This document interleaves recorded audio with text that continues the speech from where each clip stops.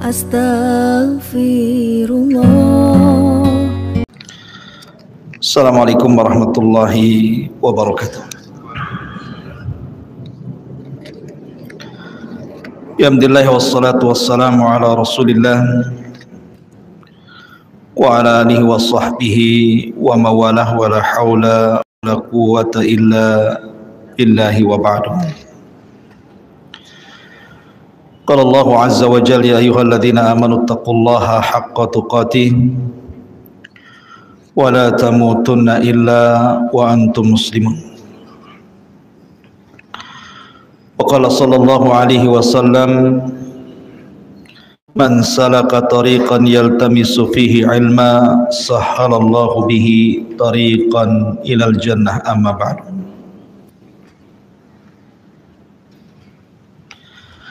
Kita lanjutkan kajian tafsir kita, masih membahas tafsir surah Al-Baqarah. Syaitanir rajim. Bismillahirrahmanirrahim. Tsumma qasat qulubukum min ba'di dzalika fahiya kal hijarati aw ashaddu qaswa wa inna minal hijarati lama yatafajjaru minhul anhar wa inna minha lama yashaqqaqu fayakhruju minhul ma wa inna minha lama yahbitu min khasyatillah wa mallahu bighafilin amma ta'malun. Kemudian hati-hati kalian menjadi keras setelah peristiwa itu. Hati kalian seperti batu atau lebih keras dibandingkan batu. Padahal sebagian batu terkadang ada yang terpancar padanya sungai-sungai, sebagiannya lain terpecah sehingga mengeluarkan air, dan sebagiannya terjatuh karena takut kepada Allah Subhanahu wa ta'ala. Dan Allah tidak akan lalai terhadap apa yang kalian lakukan. Surat ini atau ayat ini jatuh setelah kisah Baqarah Bani Israel. Minggu yang lalu kita sudah jelaskan bagaimana kisah Baqarah sapi betina Bani Israel,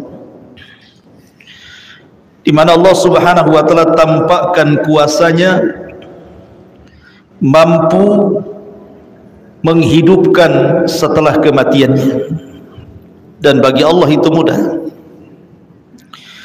Kemudian Bani Israel melihat dengan mata kepala mereka bagaimana Musa alaihi salatu wassalam memukulkan sebagian dari anggota sapi betina yang sudah disembelih itu ke badan orang yang mati tadi. Tiba-tiba kemudian orang yang mati itu hidup, kemudian memberitahu siapa pembunuhnya. Setelah diberitahu bahwa yang membunuhnya adalah anak pamannya, maka dia pun mati kembali. Peristiwa ini membuat menangis Bani Israel. Bagaimana bisa Musa alaihi salatu wassalam menghidupkan atas izin Allah dan memberitahu siapa pembunuhnya sebelumnya mereka sudah sibuk menghabiskan harta-harta mereka untuk peristiwa ini. Mereka pun menangis, tetapi entah kenapa dengan lamanya waktu dari peristiwa itu tiba-tiba mereka keras lagi hatinya. Maka di sini Allah Subhanahu wa ta'ala mengatakan summa qasat qulubukum, kemudian mengeraslah hati kalian, padahal kalian sebelumnya melembut, menangis, berterima kasih kepada Musa sehingga tersingkap siapa pembunuhnya. Dengan lamanya waktu tiba-tiba mereka mengeras lagi. Summa qasat qulubukum, tiba-tiba keraslah hati kalian. Kemudian Allah Subhanahu wa ta'ala permisalkan hati Bani Israel dengan batu. Lihat bagaimana ada hati-hati manusia itu seperti batu. Kemudian Allah Subhanahu wa taala menyebutkan tentang keutamaan batu dibandingkan hati. Rupanya ada batu itu lebih baik dibandingkan hati. Karena ada batu itu yang terpancar di tengah-tengahnya sungai. Ada batu yang kemudian terpancar padanya mata-mata air. Seperti kisah Nabi Musa alaihi salatu wassalam, wa idistasqa Musa liqaumihi faqul nadrib bi asakal hajar. Dan ketika Musa alaihi salatu wassalam meminta air kepada Allah atas permintaan Bani Israel karena mereka ingin minum, faqul nadrib bi asakal hajar, kami pun perintahkan Musa pukullah batu itu. Maka Musa pun memukul batu, tiba-tiba apa? Fangfajarat minha isnatai asyara. Tiba-tiba kemudian dari batu terpancar 12 mata air. Artinya ada batu itu yang bisa memancarkan air. Kemudian ada batu itu yang jatuh karena takut kepada Allah. Seperti kasus ketika Musa alaihi salatu wassalam meminta untuk diperlihatkan Allah. Arini kaifa anzur ilaika, tampakkan kepadaku wajahmu ya Rabb, bagaimana aku bisa melihatnya. Tetapi Allah Subhanahu wa taala katakan, lan tarani, engkau tidak bisa melihatku. Walakin dur ilal jabal, walaupun demikian lihatlah gunung itu yang penuh dengan batu itu. Fa in istaqarra makana fasawfa tarani, kalau aku seandainya menampakkan kepada gunung batu dan gunung batu itu diam, maka engkau akan melihat diriku. Apa yang terjadi? Falamma tajalla rabbuhu lil jabali ja'alahu dhakka wa sara Musa sa'iqa. Ketika Allah menampakkan kepada gunung batu itu, hancur gunung batu itu, berjatuhan gunung batu itu, dan Musa pun pingsan. Kenapa gunung-gunung itu kemudian berjatuhan? Sekali lagi, wa min halama yahbitu min khasyatillah, karena mereka takut dengan Allah. Ini sama dengan firman Allah Azza wa Jalla, "Lau anzalna hadzal Qur'ana 'ala jabalin la ra'aitahu khashi'an mutasaddian min khasyatillah." Kalau seandainya Al-Qur'an ini diturunkan kepada gunung, maka engkau lihat gunung akan bergegar karena takut dengan Allah Subhanahu wa taala. Artinya bahwa gunung ini atau batu itu kan benda mati. Bagaimana dia bisa takut kepada Allah Azza wa Jalla? Karena setiap makhluk yang Allah ciptakan itu memiliki ihsas. Ihsas itu perasaan. Jangan sangka gunung tidak punya perasaan. Mereka ada perasaan. Wa in min kulli syai'in illa yusabbihuna bihamdi. Segala sesuatu yang Allah ciptakan itu semua bertasbih. Gunung bertasbih, lautan bertasbih, hutan bertasbih, semua bertasbih, bumi langit bertasbih kepada Allah Azza wa Jalla. Makanya ketika Nabi SAW dibuatkan mimbar oleh siapa? Oleh Tamim ibn Aus Ad-Dari. Dialah yang pertama membuatkan mimbar. Tamim ibn Aus Ad-Dari yang pernah berjumpa dengan Dajjal itu. Jadi pokok kurma yang biasa Rasul naik di situ sudah tidak dinaiki Rasul lagi. Ketika Rasul pindah ke mimbar, nangislah pokok kurma ini. Bahkan tangisannya sampai terdengar telinga para sahabat. Akhirnya Rasul turun dari mimbar itu, mengelus-ngelus pokok kurma itu seperti menenangkan anak kecil. Baru kemudian diam. Lihat bahwa jangan dikira kemudian benda-benda mati itu atau benda-benda yang tidak berakal sekalipun seperti binatang, mereka punya perasaan. Imam Ahmad dalam musnadnya menyebutkan hadis dari Anas bin Malik radhiyallahu an. Suatu ketika Nabi SAW membonceng Anas, kemudian berjalan-jalan di ganggang kota Madinah. Tiba-tiba kemudian keledai yang ditungganginya melewati seekor unta, dikejar sama unta itu. Tiba-tiba kemudian unta itu lari lebih dulu, kemudian menikung, kemudian berhadap-hadapan dengan keledai Rasul. Tiba-tiba unta itu yabruk, sujud di hadapan Rasul dan menangis, mengeluarkan air mata. Nabi turun dari keledainya, kemudian diusaplah tangisan unta itu. Kemudian Nabi SAW berteriak, liman hadal ibil, ini unta siapa ini? Faja'a fatan minal ansar, datang anak muda dari Ansar dan mengatakan, milik saya wahai Rasul. Maka Rasul marah dan mengatakan, afala tattaqillah, tidakkah kau bertakwa kepada Allah? Afala tattaqillah fi hadhil bahimah allati malakaka Allahu iyyak, tidakkah kau bertakwa kepada Allah? Lihat binatang ini sudah Allah kuasakan kepadamu. Fa innahu syaka alayya, dia sedang mengadu kepadaku untamu itu. Innaka tuji'uhu wa tut'ibuhu, engkau hanya bisa mempergunakan dia, tapi kau buat dia lapar dan kau buat dia tidak tenang hidupnya. Kau tidak memberikan kesejahteraan kepada dia. Unta saja paham mengadu kepada siapa. Unta lo paham bahwa yang bisa menyelesaikan masalah itu adalah Nabi SAW. Sehingga dia datang kepada Nabi SAW. Betapa banyak orang yang jauh lebih baik dibandingkan unta. Ketika ada masalah bukan datang kepada Rasulullah. Fa in tanaza'tum fi syai'in farudduhu ila Allah war Rasul. Kalau kalian bermasalah, kembalikan kepada Allah dan Rasulnya. Unta saja mengembalikan kepada Rasul, kita pula kemana-mana kembalinya. Ke adat lah, ke perasaan lah, ke macam-macam. Ya. Artinya kembali kepada ayat bahwa Allah Subhanahu wa taala sedang menggambarkan bagaimana keras hatinya Bani Israel. Sampai-sampai batu lebih baik dibandingkan hatinya Bani Israel.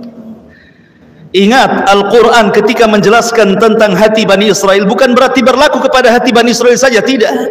Karena al-ibratu bi umumi lafzi la bi khususi sabab. Sebuah pelajaran dalam Quran itu bukan sebab turunnya kepada siapa dan sedang bicara tentang siapa, tapi umum lafaz ini juga pelajaran bagi kita bahwa ada hati-hati seperti Bani Israel di tengah-tengah umat Islam, hati-hati yang keras. Ma'asyiral muslimin yang dimuliakan Allah Subhanahu wa taala, Nabi SAW bersabda, in aradta an yalina qalbak, kalau engkau ingin melembutkan hatimu, fa'at'imil miskin wamsah bi ra'sil yatim, berilah fakir miskin makanan, usap kepala anak yatim. Artinya bahwa kelembutan hati itu penting dalam kehidupan. Dalam berdakwah juga sama. Fa in kunta ghalidal qalbi lan faddu min hauli, kalau engkau keras gitu ya, maka orang enggak mau ngaji sama kita, mungkin enggak dapat hidayah. Terkadang maksudnya baik, cara penyampaian tidak baik, enggak jadi kebenaran itu sampai kepada orang lain. Dan kata para ulama, obat hati keras itu ada 5. Ulama mengatakan kalau anda keras hati, lakukan 5 perkara. Yang pertama, khalau al-batni, kosongkan perut. Artinya berpuasa. Kalaupun tidak berpuasa, jangan terlampau kenyang, karena kenyangnya perut itu biasanya mengeraskan hati, kata ulama. Di zaman sekarang kuliner itu luar biasa, memang mengeraskan hati. Coba apalagi lagi liburan gini kan, acaranya asik kuliner dari warung ke warung saja, itu bisa mengeraskan hati. Kemudian yang kedua, tadabburul Quran. Cobalah Al-Quran itu bukan hanya sekedar dibaca. Makanya ada kaedah para ulama, fahmul hudud khairun min fahmil huruf. Memahami isi kandungan Al-Quran itu lebih baik dibandingkan menghafal huruf-huruf dalam Al-Quran. Mana dalilnya? Nabi SAW suatu ketika memanggil Abdullah Ibnu Mas'ud radhiyallahu anhu, satu di antara 4 pakar Quran yang direkomendasikan Rasul untuk diambil Quran darinya. Kata Nabi sallallahu alaihi wasallam, ya Aba Abdurrahman, wahai Aba Abdurrahman, maksudnya kunyah dari Abdullah ibn Mas'ud radhiyallahu anhu. Iqra alayya al-Quran, bacakan untukku Al-Quran. Kata Abdullah bin Mas'ud radhiyallahu an, ya Rasulullah, aqra'u 'alaika wal Qur'anu unzila ilaika? Rasul, macam mana saya akan membacakan Quran kepadamu? Lah Quran kan turun kepadamu. Dari sini menunjukkan apa? Sunnahnya seseorang itu meminta dibacakan Al-Quran, karena terkadang Al-Quran dibaca sendiri itu pengaruhnya sedikit, tapi ketika kita mendengar orang membaca Quran dan memiliki suara indah, terkadang orang bisa menangis. Cobalah kita dengar murotal gitu ya, yang baca Syekh Surem kan enak tuh, nangis gitu. Kalau antum yang baca serem. Ya. Ma'asyiral muslimin yang dimuliakan Allah Azza wa Jalla. Jadi Nabi SAW meminta Abdullah bin Mas'ud untuk dibacakan Al-Quran. Akhirnya lihat adabnya Abdullah bin Mas'ud, tidak mendebat Rasul dan mengatakan Rasul surat apa, Al-Baqarah kah, Al-Imran kah, tidak. Terus sahabat, ketika Rasul meminta baca, langsung baca. Itulah sahabat kan. Kalau mungkin saya bilang tolonglah bacakan ke saya Al-Quran, pasti antum milih-milih surat apa Ustaz gitu. Abdullah bin Mas'ud tidak membantah, dia langsung memilihkan ayat Al-Quran, langsung surah An-Nisa dia baca sampai kepada ayat fa kaifa idza ji'na min kulli ummatin bi syahid wa ji'na bika ala haula'i syahida. Bagaimana kalau seandainya tiap-tiap umat ini didatangkan di hadapan Allah bersama saksi-saksinya dan engkau akan jadi saksi bagi mereka. Tiba-tiba Nabi SAW menangis dan mengatakan kepada Abdullah ibn Mas'ud, hasbuka hasbuka ya ibn Mas'ud, cukup cukup wahai ibn Mas'ud. Rasul langsung menghentikan karena paham dengan bacaan itu. Kemudian Rasul menangis dan kata Abdullah bin Mas'ud, aku melihat Rasul menangis sampai membasahi janggut air matanya. Artinya Rasul menangis. Ada kaidah di sini bahwa Rasul paham dengan isi Al-Quran. Makanya ada kaidah fahmul hudud khairun min fahmil huruf. Memahami isi Quran itu jauh lebih baik dibandingkan hanya sekedar menghafal. Banyak hufadul Quran, hafid Al-Quran, bagus. Karena orang yang menghafal Quran tentu pahalanya banyak, karena setiap satu huruf 10 kali lipat pahalanya. Tetapi orang memahami Al-Quran jauh lebih baik dibandingkan hanya sekedar menghafal. Antum tahu kenapa Yahudi sesat? Karena Yahudi sesat itu bukan mereka tidak diturunkan kitab kepada mereka Taurat. Tetapi apa yang terjadi? Allah gambarkan mereka itu seperti keledai membawa buku, ya kan? Kamathali himari yahmiluna asfara, seperti keledai bawa buku. Kira-kira keledainya paham nggak dengan bukunya tuh? Nggak paham.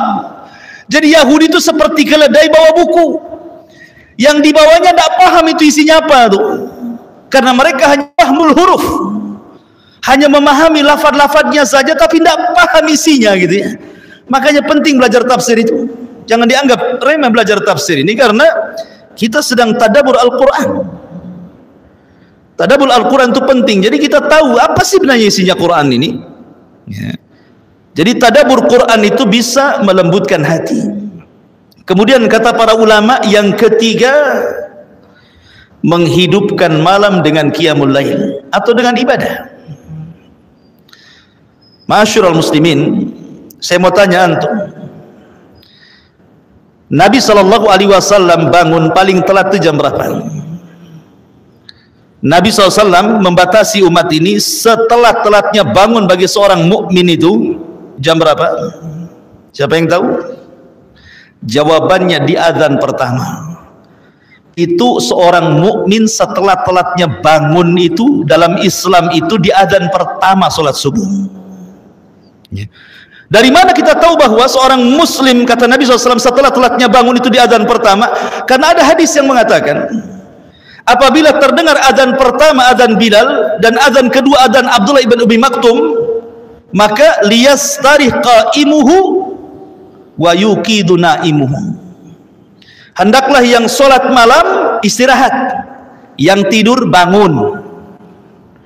Berarti seorang muslim itu setelah telatnya bangun itu harusnya di adzan pertama, dan jarak adzan pertama ke adzan kedua di adzan subuh itu seperti orang membaca 50 ayat Al-Quran. Ya, sekitar 15 sampai 20 menit lah. Itu jarak adzan pertama ke adzan kedua. Itu paling telat. Tapi di zaman sekarang setelah telatnya bangun jam berapa?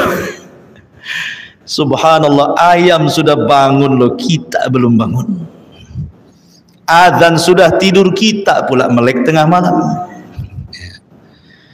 Bahasanya Rasul sudah tidur, kita masih bangun. Rasul sudah bangun, kita pula tidur, gitu maksudnya ya.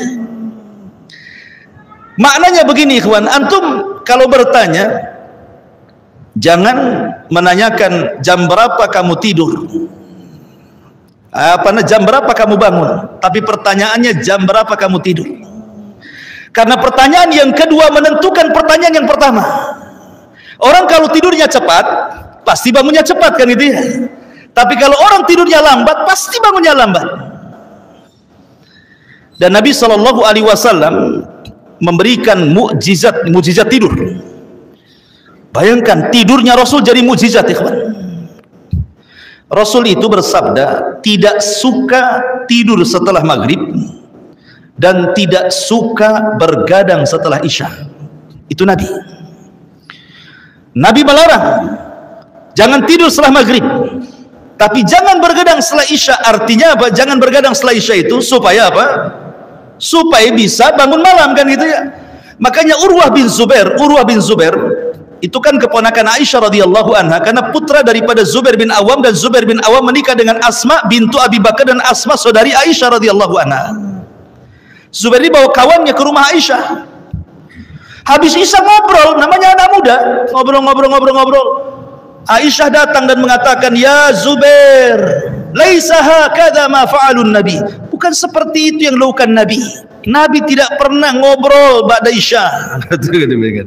Nabi itu tidak pernah ngobrol pada isya, kecuali ada kepentingan, ya seperti kajian gini. Kalau tidak ada kepentingan langsung tidur. Boleh diuji oleh siapapun, ikhwan. Diuji siapapun, mau ilmu kedokteran, kesehatan, farmasi, bisa diuji kualitas tidur setelah isya dengan kualitas tidur selepas jam 12 malam. Bisa kita uji. Siapa yang dokter di sini? Orang yang tidur ba'da isya dengan tidur jam 1 jam, itu kualitas tidur ba'da isya itu bisa menyehatkan badan. Dia bisa besoknya itu akan nasyid, semangat. Tapi kalau sudah jam 1 jam 2 tidur, walaupun 10 jam bangun itu masih loyo itu. Kan gitu ya. Makanya ma'asyiral muslimin, ini mukjizat Nabi. Nabi SAW mengajarkan sampai ke tidur loh. Pada isya tidur, kalau nggak ada keperluan tidur. Kecuali ada manfaat dunia atau akhirat lain, kan itu. Ya Nabi SAW pernah juga telat tidur dan telat bangun, pernah sekali-kali. Tapi kita kan bukan sekali-kali, berkali-kali, itu bedanya. Nabi sekali-kali, kita berkali-kali, bertambah-tambah lagi, bukan berkurang-kurang. Ma'asyiral muslimin yang dimuliakan Allah Azza wa Jalla. Jadi Nabi mengajarkan cara tidur. Saya tanya, tidurnya Nabi itu berapa kali dalam sehari? 3 kali. Rasul itu tidur 3 kali dalam sehari. Kalau kita makan yang 3 kali.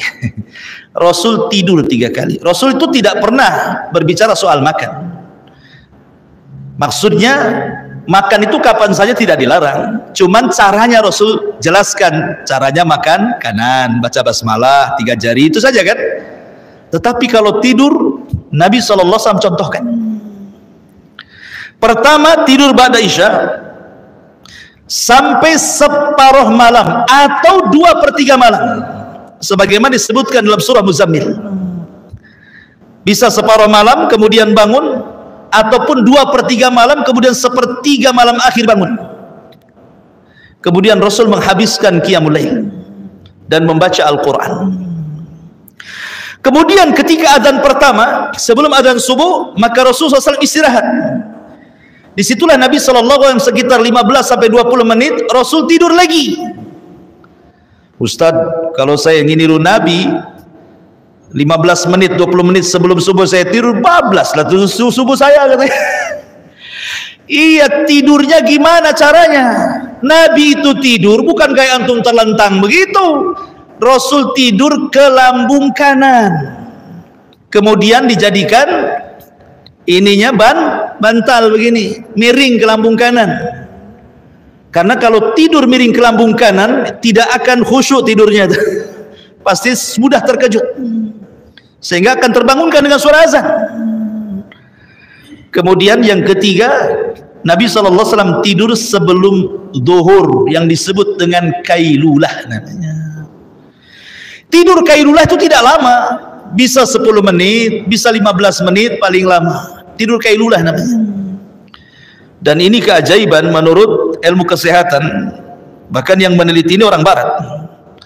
Orang yang biasa tidur kailulah sebelum subuh, sebelum zuhur, walaupun hanya 10-15 menit, maka akan disehatkan jantungnya, tidak akan mudah stroke. Ya, ini penelitian barat.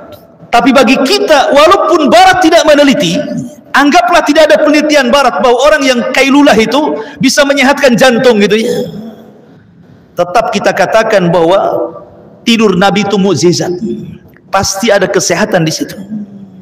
Apalagi setelah diteliti barat gitu ya, makin lagi gitu ya. Terkadang barat itu hanya meneliti saja kan. Contoh umpamanya air yang dibacakan Al-Quran diteliti Jepang, rupanya bisa jadi detox ya, dan begitu seterusnya. Intinya bahwa kalau orang ingin lembut hatinya, maka sukalah bangun tengah malam, minimalnya jangan telat bangun. Dan dalam Islam setelat-telatnya bangun 20 menit sebelum azan subuh, itu paling telat itu. Karena sholat malam bisa melembutkan hati. Kemudian yang keempat, kata ulama, suhbatus salihin, berkawan dengan orang saleh, berkawan dengan orang taat beribadah, lembut hati kita. Kalau tidak berkawan dengan mereka susah. Apalagi berkawan dengan orang jahat, keras lah kita jadinya kan itu. Maka cari orang-orang saleh, karena orang saleh itu di dunia aja manfaat, apalagi di akhirat. Kemudian yang terakhir kata para ulama, seperti hadis yang saya baca tadi, hendaklah kita memberi makan fuqara wal masakin dan mengusap kepala anak-anak yatim, itu bisa melembutkan. Ada tambahan, ziarah kubur. Ziarah kubur itu juga melembutkan hati, dan ingat akhirat juga melembutkan hati. Karena begini, hati ini, ma'asyiral muslimin yang dimuliakan Allah Subhanahu wa taala, memiliki fungsi yang luar biasa. Kedudukan hati itu, pertama, hati itu adalah raja bagi badan kita. Raja bagi badan kita. Apapun yang diperintahkan hati, badan ini ikut saja. Kalau hati memerintahkan mata mandang, maka dia memandang. Kalau hati memerintahkan dengar, maka telinga mendengar. Kalau hati memerintahkan kaki jalan, maka kaki jalan. Makanya Imam Abdul Qayyim mengatakan, al-qalbu kal malik wal jawarihu kal junud. Hati itu seperti raja, sementara anggota badan ini adalah tentaranya.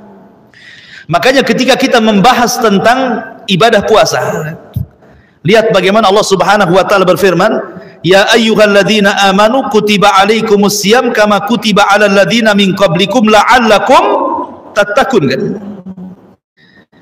Wahai orang-orang yang beriman, telah diwajibkan kepada kalian puasa sebagaimana puasa telah diwajibkan kepada umat sebelum kalian, bukan agar kalian lapar, bukan agar kalian haus, bukan agar kalian merasakan apa yang dirasakan orang-orang fakir miskin yang tidak pernah makan seperti layaknya orang puasa. Bukan itu hikmah puasa. Tapi Allah tutup dengan kata-kata la'allakum tattaqun, agar kalian bertakwa. Takwa itu di mana? At-taqwa hahuna, kata Rasul. Takwa itu di sini loh, di dada kita. Sebab kalau hati sudah takwa, semua jadi takwa. Karena dia yang menjadikan bergeraknya semua badan. Ini yang pertama, kedudukan hati itu sebagai raja. Maka kalau keras hati, berarti rajanya keras dan akan mempengaruhi anggota badannya. Kemudian yang kedua, hati itu mahallut takwa, sebagaimana yang saya sebutkan tadi, dia tempat takwa. Baiknya anggota badan tergantung baiknya hati, jahatnya anggota badan tergantung jahatnya hati. Kalau takwa hatinya, baik badannya. Kalau fasik hatinya, fasik juga badannya. Makanya Rasul mengatakan, ala wa inna fil jasadi mudghah idza saluhat saluhal jasadu kullu wa idza fasadat fasadal jasadu kullu ala wahiyal qalbu, kata Rasul. Ingat, dalam badan kita ada segumpal daging. Kalau dia baik, baik semua anggotanya. Kalau dia jahat, jahat semua anggotanya. Kemudian Rasul mengatakan itulah hati. Kemudian yang ketiga, mahallu nadharil ilah. Hati ini tempat kita bisa memandang kekuasaan Allah. Hati ini bisa memandang kekuasaan Allah Azza wa Jalla. Dan yang terakhir, bahwa tingkatan-tingkatan hati, tingkatan-tingkatan derajat itu ditentukan dengan tingkatan hati, karena hati yang menentukan amalan badan. Terkadang banyak orang yang diceritakan, ada manusia itu tidak banyak beramal secara badan, mungkin sholatnya biasa, puasanya biasa, tapi amalan hatinya luar biasa. Maka Rasul mengatakan dia termasuk penduduk surga. Saya contohkan satu kisah. Di zaman Nabi SAW, ketika Rasul berkumpul seperti ini bersama para sahabatnya, kata Rasul, sebentar lagi keluar dari pintu sebelah sana rajulun min ahlil jannah, laki-laki termasuk penduduk surga. Rupanya betul, keluar masuk dari pintu itu ada laki-laki jinjing sendal, kemudian kepalanya seolah-olah habis mandi basah, kemudian keluar masjid. Besoknya Rasul mengatakan gitu lagi, sebentar lagi akan keluar dari pintu itu rajulun min ahlil jannah, laki-laki termasuk penduduk surga. Rupanya dia lagi yang jalan. Sampai 3 kali dia lagi yang jalan. Jadi ada seorang sahabat ingin mengetahui kenapa Rasul sampai 3 kali menyebutkan si fulan termasuk penduduk surga. Akhirnya dia pura-pura ada masalah dengan keluarganya, kemudian izin nginap di rumah orang yang hari dia nginap, dia kecewa, sholatnya biasa saja, baca Qur'annya biasa saja, bahkan sahabat lebih hebat lagi yang lainnya. Kenapa Rasul merekomendasikan dia termasuk penduduk surga? Akhirnya setelah 3 hari dia kecewa dan mengatakan, sebenarnya saya tidak dengan keluarga, cuman saya mendengar Rasul mengatakan Anda termasuk penduduk surga. Jadi saya ingin nginap, saya ingin tahu amalan apa yang Anda kerjakan sebenarnya. Lihat sahabat itu, mereka semangat hanya bicara soal akhirat, tidak hasad dengan dunia. Sahabat itu hasad dengan akhirat, hasad yang baik gitu, pengen seperti dia ya. Akhirnya kemudian sebelum pulang dikasih tahu, boleh jadi mungkin, kata dia, karena saya sebelum tidur saya maafkan semua orang yang mendolimiku, saya maafkan semuanya. Semua yang menghasadiku ku maafkan, semua yang membuliku, semua yang memfitnahku ku maafkan. Setiap tidur ku maafkan semuanya. Kemudian aku tidur. Gitu. Rupanya itu amalannya. Dia membersihkan hati sebelum tidur. Padahal sholatnya biasa saja. Tapi Nabi SAW 3 kali mengatakan rajulun min ahlil jannah, rajulun min ahlil jannah. Luar biasa. Jadi terkadang hati ini ikhwatu fiddin menentukan amalan badan. Ya. Ma'asyiral muslimin yang dimuliakan Allah Subhanahu wa taala. Dan kalau kita melihat Al-Quran, bagaimana Allah Subhanahu wa ta'ala bermuamalah dengan hati, bagaimana Allah Subhanahu wa ta'ala bermuamalah dengan hati. Yang pertama, apabila Allah Subhanahu wa ta'ala menghendaki seorang hamba itu kebaikan, maka Allah akan tanamkan hati yang bersih pada hatinya, kebersihan hati. Jadi kalau Allah menghendaki kita baik, pasti Allah akan bersihkan hati kita. Bagaimana caranya? supaya Allah Subhanahu wa taala menanamkan kebersihan hati kepada kita, ya kita meminta. Ya muqallibal qulub tsabbit qulubana ala ta'atik. Wahai zat yang membolak-balikan hati, tetapkan hatiku di atas ketaatan kepada. Yang kedua, tazyinul iman. Apabila Allah Subhanahu wa taala sudah membersihkan hati seorang hamba karena Allah ingin kebaikan kepada hamba itu, maka Allah akan hiasi dengan iman. Ya. Kemudian yang ketiga, kutibal imanu fil qalbi. Bukan hanya dihiasi dengan iman, Allah catat iman dalam hatinya. Kemudian yang keempat, Allah buat ar-ra'fatu war-rahmah. Hatinya akan lembut sehingga mudah menangis dan mudah memberikan kasih sayang kepada orang. Ini kalau sudah Allah bersihkan hati, Allah hiasi hati dengan keimanan, Allah catat keimanan dalam hatinya, maka hatinya jadi lembut itu. Ya. Makanya kalau kita lihat Abu Bakar Siddiq radhiyallahu anhu adalah orang yang mudah menangis. Ketika Nabi SAW mengatakan kepada Ummul Mukminin Aisyah radhiyallahu anha, "Muru Abu Bakrin bi an yusalliya bin nas." Aisyah, perintahkan bapakmu gantikan aku salat, aku lagi sakit. Kata Aisyah, "Ya Rasulullah, inna abi rajulun bakka." Rasul, jangan. Bapakku ini Abu Bakar suka nangis. Kalau dia baca Quran enggak baca nangis saja. Perintahkan Umar saja. Gitu ya. Rasul ngomong lagi, "Muru Abu Bakrin bi an yusalliya bin nas." Tidak, perintahkan bapakmu. Sampai 3 kali. Karena Nabi SAW bukan bicara soal nangis atau tidak ketika memerintahkan Abu Bakar itu. Rasul ingin mengkadar Abu Bakar bahwa setelah wafatnya dia yang pantas jadi khalifah. Kalau dia menjadi pemimpin solat berarti akan memimpin umat, gitu maksudnya. Tetapi Aisyah radhiyallahu anha menyangga, karena dia khawatir suara bapaknya kalau jadi imam gak kedengaran, sementara seorang imam harus keras suaranya kan gitu. Asyik nangis ganggu makmum lah, maksudnya gitu. Tapi bagaimana kelembutan hati Abu Bakar Siddiq radhiyallahu anhu, mudah menangis. Ya. Kemudian juga dilembuti dengan rahmat. Kemudian yang kelima, ta'lifullah al-qulub. Kalau sudah lembut hatinya, maka Allah Subhanahu wa taala akan menanamkan kelembutan yang bertambah sampai kemudian as-sakinatu fil qalbi. Maka Allah tanamkan ketenangan. Begitulah Allah Subhanahu wa taala bermuamalah dengan hati seorang muslim. Lah dalam ayat ini ma'asyiral muslimin yang dimuliakan Allah Subhanahu wa taala, di sini Allah mengatakan tsumma qasat qulubukum, kemudian keraslah hati kalian. Tentu keras hati itu kan ada sebab kan. Lalu apa sebabnya hati orang itu keras? Ulama mengatakan bahwa sebab hati itu keras karena al-ghaflatu min dzikrillah. Ini yang pertama. Tidak suka zikir. Tidak suka berzikir kepada Allah. Padahal zikir itu ikhwan, itu ibadah yang paling ringan dari seluruh ibadah yang Allah perintahkan kepada kita. Sebutkan ibadah yang Allah perintahkan yang paling ringan melebihi zikir, tidak ada. Ya. Zikir ini tidak dibatasi waktu, tidak dibatasi tempat, tidak pakai biaya. Anak kecil bisa melakukannya, anak remaja bisa melakukannya, orang dewasa bisa melakukannya, orang tua bisa melakukannya, orang sakit bisa melakukannya, orang sehat bisa melakukannya, orang kaya bisa melakukannya, orang miskin juga. Semua bisa melakukan zikir. Tapi sholat tidak semua bisa melakukannya di masjid. Kadang sakit di rumah kan itu. Kemudian puasa terkadang tidak bisa melakukannya, apalagi haji. Tapi zikir ini semua bisa melakukannya. Anda bisa berzikir sambil berjalan, Anda bisa berzikir sambil berlari, Anda bisa berzikir sambil berdiri, sambil duduk, sambil berbaring. Masya Allah, zikir ini luar biasa. Tapi lihat keutamaannya. Nabi mengatakan apa? Rasul mengatakan, ala unabbiukum bi khairi min a'malikum.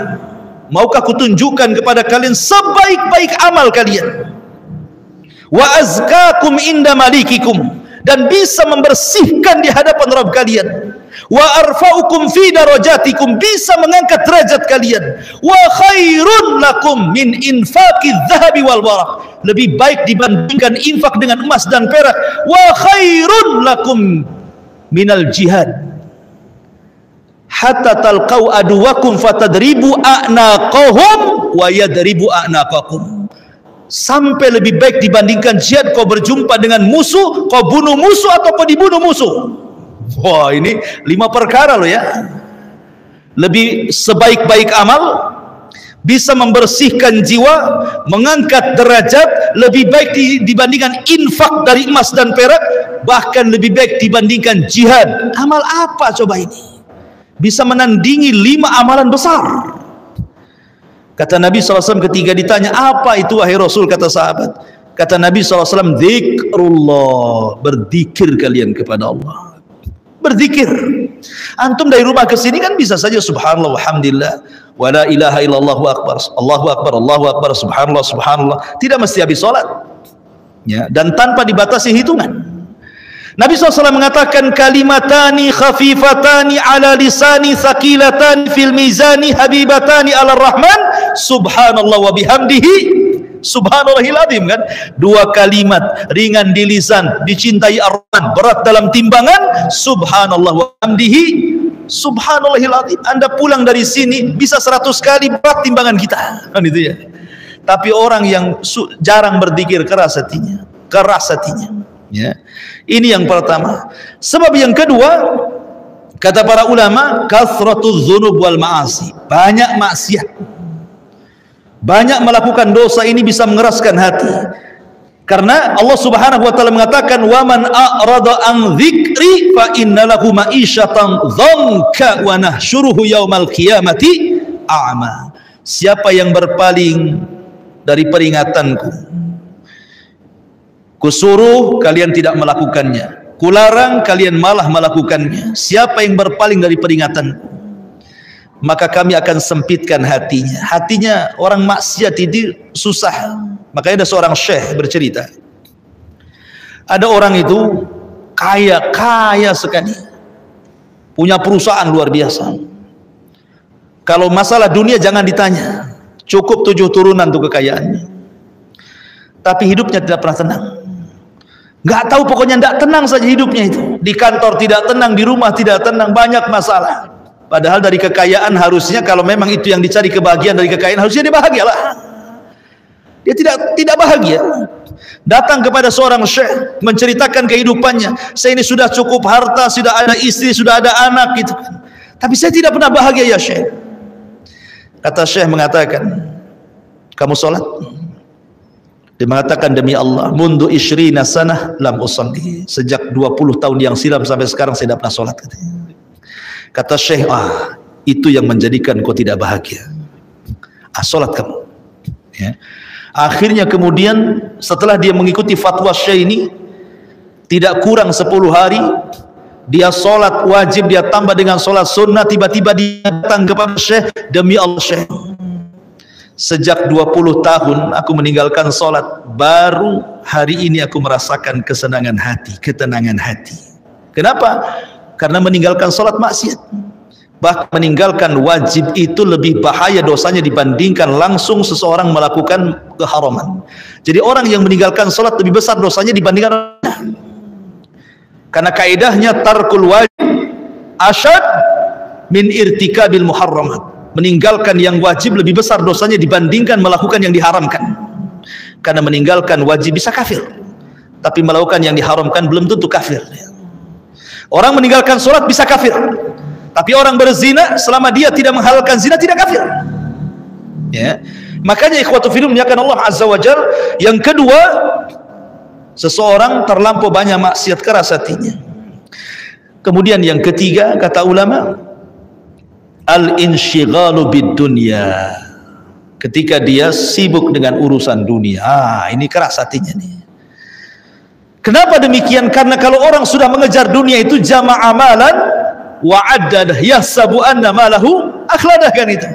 Orang kalau sudah mengejar harta nggak ada cerita puasnya, ikhwan. Karena ada 2 perkara yang dikejar, tidak mungkin puas, satu ilmu, satu harta. Dan tidak bisa orang itu menyeimbangkan 50% dunia, 50% akhirat. Dusta orang yang ngomong seperti itu. Kalau saya bagi 2 Ustaz, akhirat separuh, dunia separuh. Dusta kau, mana bisa. Cemana caranya kau membagi 2 kehidupan ini, 50% dunia, 50%, nggak akan bisa. Sholat 1 hari saja berapa kali? Dihitung dengan 24 jam itu. Kalau dikumpulkan hanya berapa jam saja? Dikumpulkan, lebihnya kita tidur, lebihnya kita ngobrol, lebih mau bilang 50% akhirat dunia. Makanya pendusta orang yang ngomong seperti itu. Jangan dibenarkan. Kalau ada yang mengatakan saya 50% dunia, 50% karena orang yang terlampau cinta dunia akan mengalahkan akhirat. Orang yang terlampau cinta dengan akhirat akan mengalahkan dunia. Itu sudah matematika seperti itu. Ya. Ma'asyiral muslimin, makanya kalau kita berdoa, doa sapu jagat kan? Rabbana atina fid dunya hasanah wa fil akhirati hasanah wa qina adzabannar. Lihat di sini 3 permintaan. Rabbana atina fid dunya hasanah, minta dunia. Ya Allah, berikan dunia yang baik. Ya kan? Kemudian wa fil akhirati hasanah, minta akhirat yang baik. Wa qina adzabannar, minta akhirat lagi, dijauhkan dari api neraka. Artinya permintaan kita tentang dunia ini hanya boleh 2/3. Hanya 1/3 saja. 2/3 itu akhirat. Ya, ini kan dibagi 3 nih. Dunia, akhirat. Berarti permintaan kita kepada Allah akhirat itu 2/3. Permintaan kita dengan dunia itu hanya 1/3 saja. Tapi kebanyakan doa-doa kita tidak kan? Jangan cerita 1/3.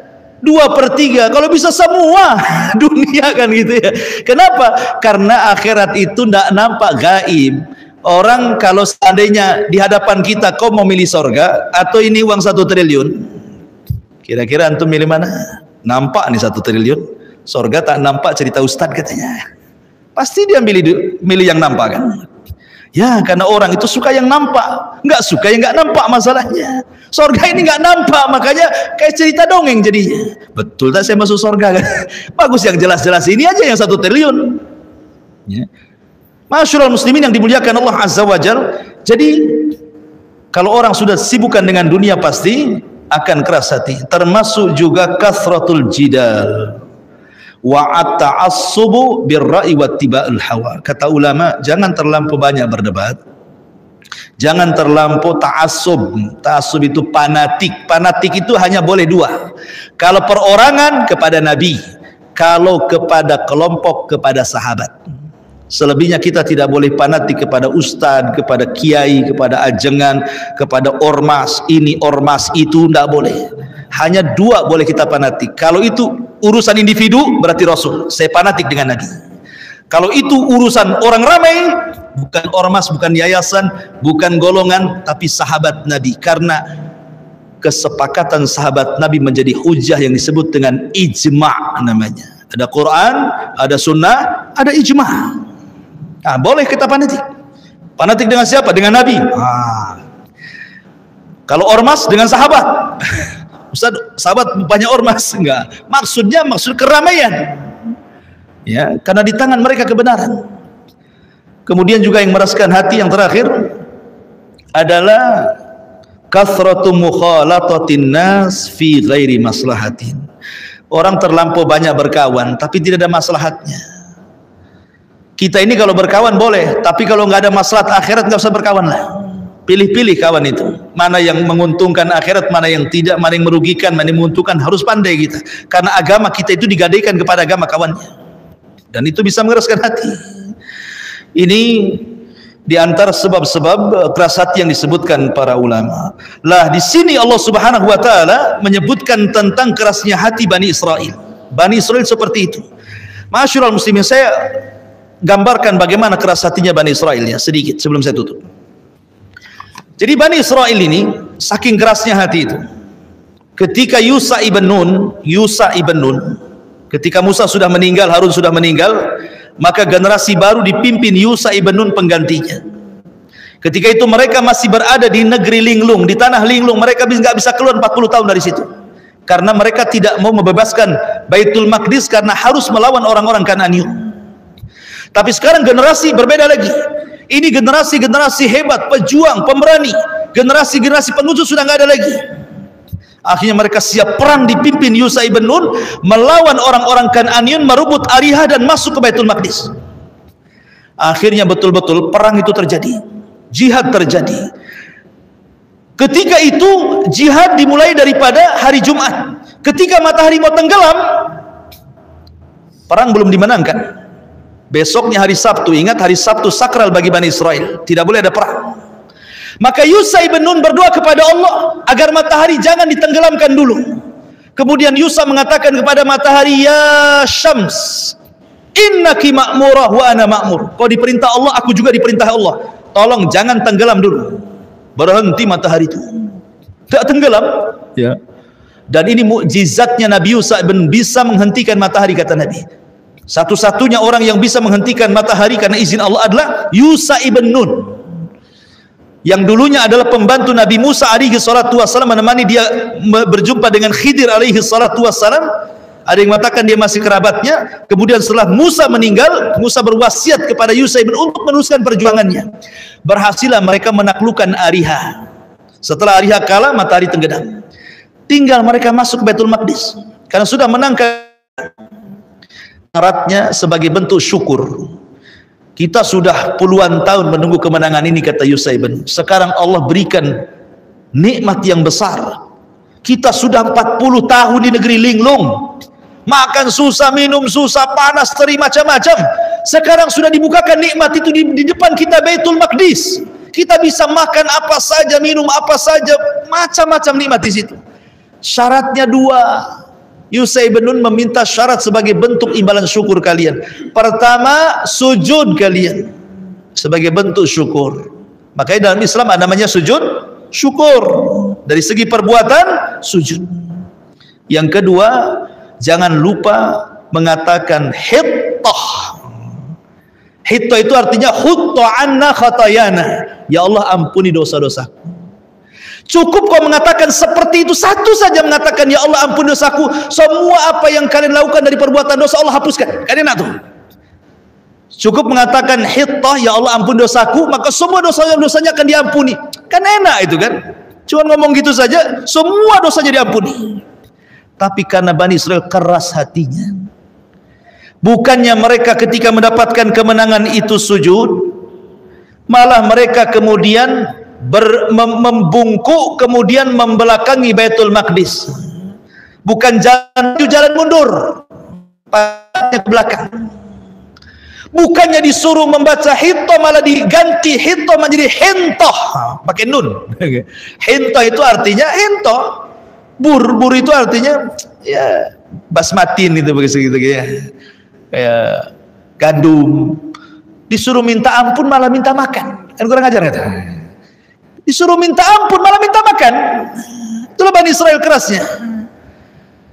Padahal kurang apa loh, mereka sudah tersiksa di negeri linglung kan. Akhirnya dibebaskan, diutus Yusha ibn Nun memimpin mereka, akhirnya Baitul Maqdis dikuasai. Hanya dua Allah minta, sujud. Makanya Nabi SAW kalau menang perang, Rasul sholat 8 rakaat sebagai bentuk syukur, ya kan.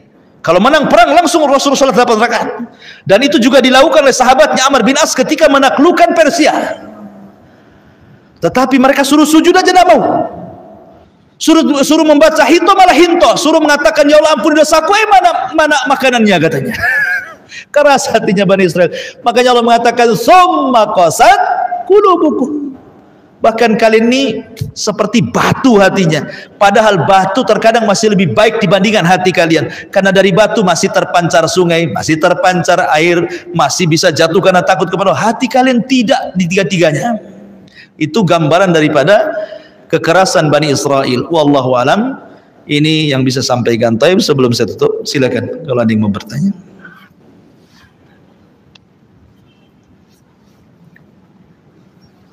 Tidak ada? Alhamdulillah. Cepat. Waalaikumsalam warahmatullahi wabarakatuh.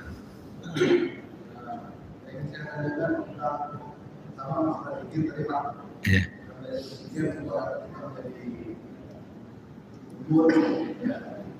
Zikir itu dengan berdasarkan atas atau misalnya dengan kita diam, apakah itu sudah bisa, atau dengan ucapan mulut yang benar. Terus yang kedua adalah tentang masalah yang sholat berjamaah. Contoh seperti saya mengambil diri saya. Dulunya saya gereja, saya tidak pernah sholat, tapi saya sering melakukan ibadah, misalnya itu apakah dengan saya tidak melaksanakan sholat, amalan yang saya kerjakan setelah anak yatim itu akan masuk dalam catatan atau tidak? Dan kalau seandainya kalau itu tidak, jika saya bertobat saya melaksanakan sholat seperti yang ini, apakah itu akan kembali lagi atau bagaimana? Baik. Nah itu untuk amal dosa jariah. Dosa jariah itu apakah seandainya saya sudah melakukan suatu dosa yang seperti di Facebook kita seperti itulah ya. Saya sudah bertobat, tapi belum sempat saya menghapus. Dan nanti apakah itu dosa itu akan terus mengalir atau sudah sampai? Baik. Ahsan, 3 pertanyaan. 1, zikir itu amalan lisan. Zikir itu amalan lisan, bukan amalan hati. Karena dia amalan lisan diucapkan. Ya minimal dengarlah oleh diri sendiri, walaupun tidak keras kan itu ya. Itu amalan lisan, amalan hati berbeda. Amalan lisan dari sini astagfirullah, astagfirullah, subhanallah, subhanallah, kan begitu. Bahkan Rasul mengatakan man lazimal istighfar ja'alallahu min kulli dzikin makhraja wa min kulli hammin faraja. Siapa yang melazimkan istighfar, coba kalau antum ada masalah, mungkin sekarang ada masalah, buktikan. Kalau antum ada masalah, terus istighfar. Astagfirullah, astagfirullah, astagfirullah. Kalau ada masalah ya, saya yakin tidak waktu lama hilang masalah itu. Minimalnya walaupun tidak hilang, tenang hati. Karena Rasul yang mengatakan, siapa yang melazimkan istighfar, ja'alallahu min kulli dikin faraja wa min kulli hammin faraja. Ya.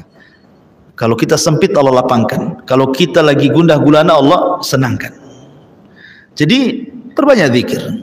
Dan tidak ada ruginya berzikir, itu kan beratkan timbangan kita. Makanya Rasul mengatakan sabaqal mufarriduna bil jannah. Mufarridu akan mendahului kita ke surga. Kita ini sama-sama datang ke pengajian sini. Rupanya teman kita lebih dulu masuk surga. Kenapa? Karena sepanjang jalan dia berzikir. Walaupun sama-sama ngaji. Kemudian yang kedua, ada hadis Rasul mengatakan, khairukum fil jahiliyati khairukum fil islami idza fuqihu. Orang baik di masa jahiliyah, kemudian dia masuk Islam, maka kebaikan di zaman jahiliyah akan digabungkan dengan kebaikan dalam Islam. Kalau dia diberikan kecerdasan. Ingin kebaikan, dan cerdas itu datang karena ingin baik. Man yuridillahu khairan yufaqihu fiddin. Siapa yang ingin baik Allah cerdaskan. Kalau nggak ingin baiknya bodoh terus. Gitu. Artinya bahwa kalau dulu kita tidak sholat, tapi kita baik bersedekah, beramal soleh.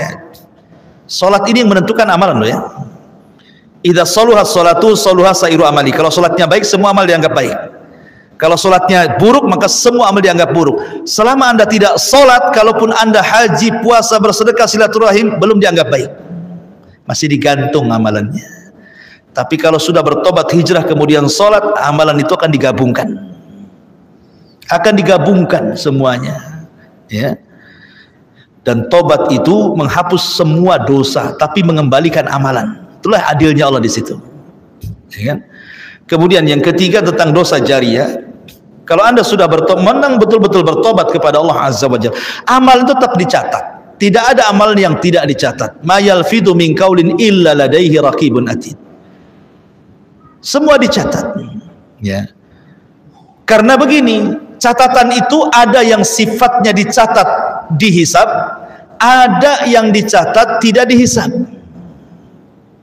Ada yang dihisab diazab, ada yang dihisab tidak diazab. Kan begitu? Ya. Jadi ketika seseorang kemudian berbuat jahat, kemudian tobat, kejahatan tetap ada dalam catatan itu. Tetapi tidak akan dihisab karena sudah tobat. Sudah tobat kan dia. Makanya kata Abu Hurairah radhiyallahu anhu, maukah ku beritahu kepada kalian seorang sahabat tidak pernah sujud, tidak pernah ruku, mati masuk surga. Sahabat heran, yang benar saja Abu Hurairah, mana ada katanya. Kata, maukah aku tunjukkan, kata Abu Hurairah. Siapa Abu Hurairah? Kata Abu Hurairah, Usairim, seorang laki-laki dari Aus. Ketika Mus'ab bin Umair mendakwahkan di kota Madinah, Sa'ad bin Mu'ad masuk Islam. Sa'ad bin Mu'ad mengajak kaum Aus masuk Islam. Semua masuk Islam kecuali satu orang namanya Usairim, tidak mau masuk Islam. Tapi suatu ketika jihad, Usairim melihat kabilahnya butuh bantuan. Akhirnya dia datang kepada Rasul, Rasul libatkan aku dalam perang. Bukan karena Islam, tapi ingin membantu kabilahku. Kata Rasul, tidak bisa. Kalau kau ingin jihad, membantu kabilahmu, kau harus masuk Islam. Akhirnya dia pun bersyahadat, langsung masuk perang, mati syahid. Gitu. Coba kata Abu Hurairah, lihat orang ini nggak pernah ruku, nggak pernah sujud, sekali mati masuk surga katanya. Karena ketika perang bersyahadat langsung mati. Ya kan? Jadi seperti itu. Karena begini ikhwan, terkadang perlu kita pahami, ada orang-orang yang penampilannya terkadang agamis, masya Allah, janggutnya panjang, jubahnya panjang, serbanya melilit gitu ya, tasbihnya melingkar-lingkar gitu. Tetapi belum tentu menjamin dia masuk surga. Belum tentu dia menjamin masuk surga. Karena ada hadis yang mengatakan ada orang itu beramal dengan amalan ahli surga, antara dia dengan surga tinggal satu hasta. Tinggal satu hasta segini. Tiba-tiba kemudian di akhir hayatnya dia melakukan perbuatan ahli nar, maka Allah catat dia termasuk penduduk neraka. Tapi ada orang sebaliknya, penampilannya biasa-biasa saja, bahkan cenderung orang jahat. Mungkin antara dia dengan neraka tinggal satu hasta, tapi di ujung hayatnya dia bertobat kepada Allah Azza wa Jalla, mengamalkan amalan sorga, Allah catat dia masuk sorga. Maka dari sini ada kaidah al-amal bi khawatimiha. Amal itu ditentukan akhir, tetapi akhir juga ditentukan awal dan tengah. Karena kita tidak tahu takdir. Kalau orang kemudian berpegang, yang penting kan akhirnya. Kapan lu tobat? Habis haji Ustaz. Nggak haji-haji nggak tobat-tobat lah kan itu. Kapan tobat? Nunggu 50 tahun usia saya kan. Karena berpikir apa? Yang penting kan akhirnya Ustaz. Nantilah kalau sudah 60 tahun saya tobat, saya sholat. Yang menentukan akhir itu awal dan tengah. Perhatikan firman Allah Azza wa Jalla. Fa amma man a'ta wattaqa wa saddaqa bil husna fasanuyassiruhu lil yusra. Siapa yang a'ta memberi, dengan harta dia memberi, dengan ilmu dia mengajar, dengan jabatan dia bermanfaat untuk agama. Wattaqa dia lakukan karena ketakwaan, karena Allah. Ya. Kemudian dia pun yakin bahwa ada surga, ada pahala di akhirat. Maka sudah mudah dia melakukan amal saleh, Allah mudahkan. Maksudnya dia sudah mudah melakukan amal saleh, Allah mudahkan. Maksudnya begini, orang kalau terbiasa sholat wajib, maka dia akan mudah sholat sunnah. Orang kalau terbiasa puasa Ramadan, maka dia akan mudah puasa sunnah. Orang kalau biasa zakat akan mudah sedekah. Begitu seterusnya. Karena ibadah ini melahirkan ibadah yang lain. Nanti ibadah ini, ibadah yang melahirkan ibadah yang lain, melahirkan ibadah yang lain lagi, melahirkan ibadah yang lain, akhirnya ditutup dengan seperti itu. Fasanu yassiru, sudah mudah dia melakukan amal soleh itu, Allah mudahkan lagi supaya dia husnul khotimah. Tapi fa amma man bakhila, siapa yang bakhil, wastagna, tidak peduli dengan Allah, wa kadzdzaba bil husna, dia pun mendustakan akhirat, tidak ada balasan, tidak ada surga, fasanu yassiruhul usra, sudah sulit Allah persulit lagi. Ya, sudah sulit ibadah, maksiat mudah, tapi ibadah sulit. Dan maksiat melahirkan maksiat yang kedua, maksiat yang kedua melahirkan maksiat yang ketiga, maksiat yang ketiga melahirkan maksiat yang keempat, akhirnya ditutup dengan seperti itu. Sudah sulit ibadah, Allah mudahkan maksiat sampai dia su'ul khotimah. Jadi akhir itu ditentukan awal dan tengah. Jangan berpikir nanti tobat, nanti kapan? Keburu matilah kan itu. Mau tobat sekarang. Gitu gitu ya. Wallahu a'lam. Iya. Boleh. Ustaz, bagaimana kita memberikan jawaban bagi mereka yang bertanya, kenapa Allah menurunkan Al-Quran melalui Jibril? Kenapa tidak langsung menurut Allah dengan Nabi Muhammad SAW? Ya, alhamdulillah.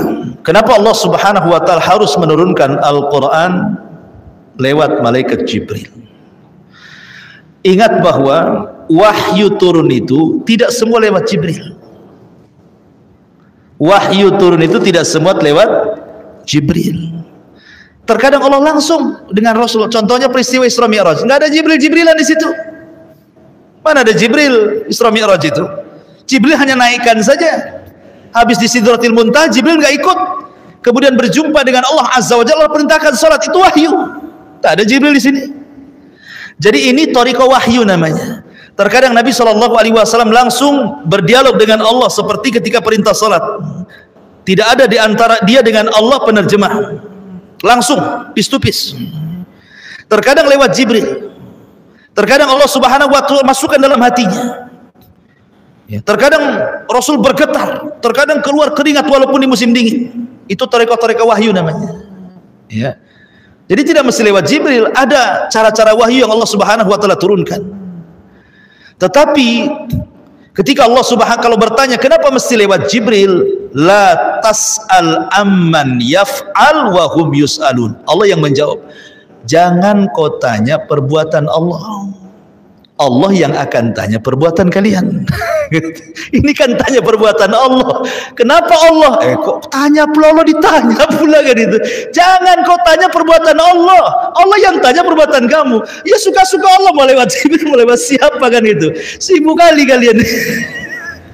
Aduh, kacau. Iya. Wallahu a'lam. Baik, sampai di sini. Subhanallah bihamdika, asyhadu an la ilaha illa anta, astaghfiruka wa atubu ilaik. Allahu ta'ala alam. Assalamualaikum warahmatullahi wabarakatuh.